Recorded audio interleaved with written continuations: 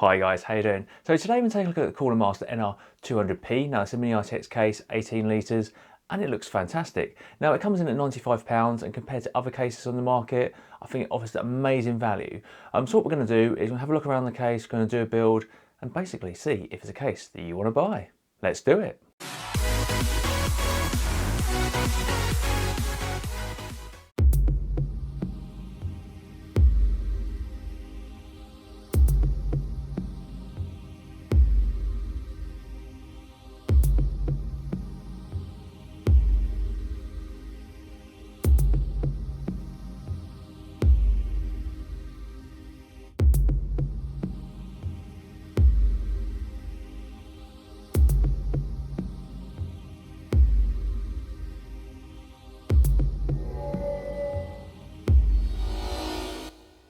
Guys, so what we're going to do now is we'll take a look at the case. Now in order to get obviously inside it, we need to take this panel off, and there's a little little indentation here. Get your finger in there, just pull away, and here it comes. So we're an integrated dust cover here, which is really nice. It's attached with these little knob-ins, and then it sits on there on a little rail. Yeah, so overall it's quite nice. So the case actually comes with an optional tempered glass side panel, which goes on. Now it's not actually going to be one I'm going to use today because I'm going to have an AIO there. It's going to obviously, I'm not going to get any airflow, but it's definitely a nice little option should you want to choose it. So this sidebar here, you can mount AIOs and fans. You can go up to 280 AIO, which is really nice. You can also mount a hard drive if you really want to. Obviously that's going to impede any AIOs, but it's an option. So if we take the side panel off, just undo these screws. And then if you just put it towards you and away, and there you go. So inside the case, motherboard wise, you can put a DTX or an ITX motherboard, power supply, SFX or SFXL, got our cables for obviously the front of our case. What I really like is the front panel connectors being grouped together with this little clip. It's just something small, but it definitely helps a lot. Down the bottom here we can put some fans. I'm going to put a couple of 120s in there. Now you can put a radiator in, but I would not put an AIO because of the way they work. Air's going to travel up, it's going to be in the pump, it's not going to work properly, and yeah, it's just something you just don't really want to get involved in. So only put fans in the bottom unless you're going for a custom loop. Up here we can mount a 3.5-inch drive if you really need to. So the case supports a vertical GPU. It's not something which I'm going to be using today because I'm going to use an AIO, and obviously it wouldn't work. Also, you've got to remember that if you're going to get air cooling, then it's going to get in the way, so your air cooling options are going to be reduced. So I definitely recommend if you're going to go air cooling to put your GPU along here. And the support for the GPUs is pretty decent as well. I'm going to put some information up on the screen. Now, if you're going to go vertical GPU, you do get this riser cable in the box, which is really nice. And obviously that goes into the motherboard, GPU on top, and there you go. So now we're at the rear of the case. We've got a pass through here for a power. Obviously that runs the length of the case to the power supply area. 3 PCI slots here, so you can get a good variety of cards in here. This is the vertical GPU mount. Now if you don't use this, you can actually put a 92mm fan, which is what we're going to be doing today. Here is a screw, and once you've done everything in the top, and obviously our I/O shield goes here. So as with the front of the case, the rear comes off in the same way. Same air filter, same mounting mechanism. So this is where the power supply goes. Now it's currently set up for SFX. If you're going to have an SFXL, it's a larger unit, so it needs more room. So literally unscrew these and then just lift the unit up and then screw it back in with the holes just above it, and give it more room. It's got a couple of Velcro straps here, which is really nice, and obviously that's going to keep all your cables under control and tightly locked in place. So other than that, that's the rear. There's no obvious way to route cables. Obviously a lot of them are going to be bunched up here, and we're going to kind of find some creative way to route them. I look forward to that challenge. Not. So look at the front of the case. There's not really a lot going on. There's no ventilation or anything like that. But we're going to take the panel off now. So just literally pull from the bottom, and there you go. So we have room here for a pump, SSD 1, SSD 2, and obviously this is all our connectors for our front panel.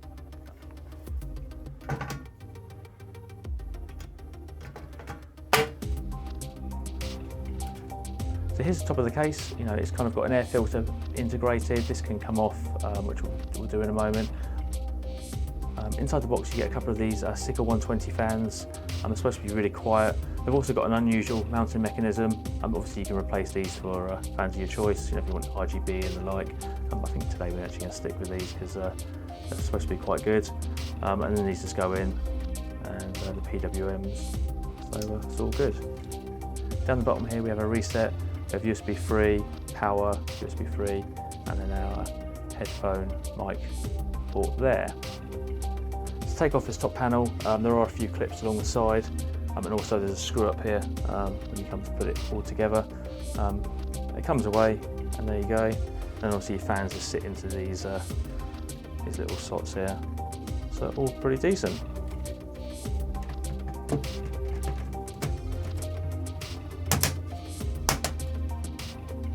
Guys, that's my quick look at the case. So far I'm really impressed. The quality is really good. I'm just obviously a little bit kind of wary how the build process is going to go. Obviously cables and everything should fit in as it's supposed to, but I haven't built in this case yet, so let's do it.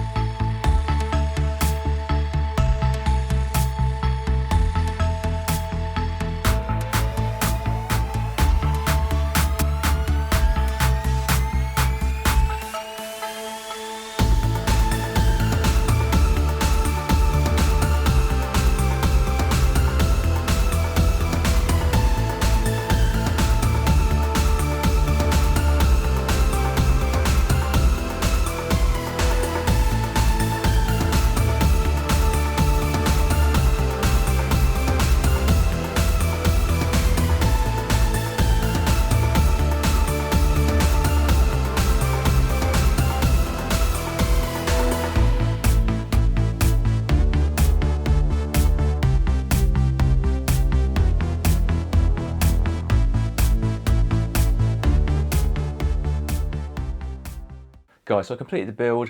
For you it was 3 minutes, for me it was about 6 hours. I actually had to have a second crack at it the following day. I made such a better job of it as well. I'm really pleased with the build I've done. It's so cool, so quiet, and it looks amazing. What we're going to do now is going to talk about the case in 6 different categories, and you can get a better idea if it's the case for you. So the first category we look at is design. Now, for me, it looks lovely. There's a couple of options for colours. There's either black or white. You get the vertical GPU mount adapter. You get the tempered glass panel if you want that. It's just so nice, you know. It's very similar to the N-Case M1.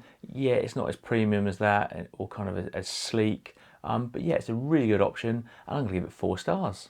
So the build quality of the case I think is fantastic. Now remember, it comes in at £100. It has the extra tempered glass side panel. It's just excellent value. Now the actual structure of the case is solid. The front, the sides, really nice.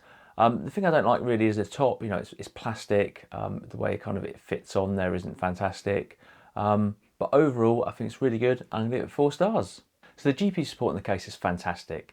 Now remember, it's an 18 litre ITX case, but still you can put a 330mm triple slot card in there. Absolutely brilliant. The only kind of thing that I'd like is if you could put a triple slot card and put normal fans underneath, you know, if there was just a little bit more gap. At the moment you're limited, I think, to 2.5 slots. Otherwise you'll get slimline fans. It's really good. You know, I've got my RX 6800 in there. That runs really cool. I really like it. So I'm going to give it 4.5 stars. So the core support for this case is really good. Now, if you're going to go air cooling, you've got 155mm to play with. Custom loops, you can put in obviously a radiator in the bottom and the side. AIOs, you can go up to 280 in the side. Really nice. There's plenty of room to route cables and all of that. Now, whatever you do, do not put an AIO in the bottom. I know there's lots of people that have done builds and it looks good and you think, oh yeah, that's right. But yeah, the way they work, air travels up, it gets in the pump, it's noisy. I've done a video on it. Yeah, you might be all right to begin with, but ultimately it's a bad idea. So yeah, just stick it in the side and you're absolutely fine. So overall, I think it's really good for cooler support. I'm going to give it 4 stars. So when it comes to cable management, this case is going to make or break your experience, really. I had 2 cracks at it because I obviously built in it twice. The second time was a lot easier than the first because I knew what to expect. Now, what I would recommend is choosing the right power supply. Now, I would recommend SFX over SFXL. If you use the SFXL slot, basically the pass-through cable gets in the way, so you won't be able to put a fan in the top unless you go for a slimline one. Bit of a pain, really. Also, the cables at the bottom, you know, the straps, you've got to make full use of those. You've kind of got to kind of be creative the way you kind of route things. I found that putting the 24 pin and then the 8-pin APX in first definitely was the right way. And then basically to get all your front panel stuff, get your SATA cables in. And once they're all kind of in, then it made life easier. You could just route things. And it was quite good. Now, if you're going to put fans in the bottom, I'd definitely recommend pushing them to the back. That way at the front of the case, because there's no fan there, you've got room to tuck it down the bottom. Also around the side of the PSU little housing, that's quite a nice way to tuck things. But yeah, when it comes to fans as well, you've got to think about the cables. It's not an easy job. So don't be kind of afraid to kind of undo what you've done. Ultimately, it comes down to PSU selection and getting the right cables. Now, I recommend the Corsair SF series, the premium series that is, because they're individually sleeved, and it's going to make your life so much easier. So overall, for cable management, because it is so tricky, it's such an emotive thing as well, I'm going to give it 3.5 stars. Yeah, it's not going to take any prisoners, so be warned. So the final category is value. Now, I paid £86 for the white version on Amazon, but it retails somewhere between £90 and £100 generally. And for that price, you know, it's ITX, so you get that ITX tax that seems to kind of follow anything with ITX in it. It's such good value, it really is. You know, if you're going to go for the M-Case M1, which I've referred to a couple of times, yeah, it's a nice looking case. You know, it's more premium, but then you're going to be paying 2.5 times the cost of this, and ultimately it's just housing your PC. It does basically the same job. Fantastic value. I'm actually going to give it 5 stars because I just think it's such good value that yeah, they've done a fantastic job. You know, the extra side panel, the GPU cable, brilliant. Well done, guys. guys, I'm just going to wrap up the video now. Absolutely love the case. You know, from a design, value, build quality point of view, it ticks all my boxes. I'm going to be sorry to kind of take it apart, because I will have to take it apart, because that's just the way things go. I'm going to be doing a build in the NZXT H1. That'll be my next build video, probably coming up in a few weeks. Just waiting for the GPU cable to arrive. But anyway, guys, if you enjoyed the video, like and subscribe, and I'll see you in the next one.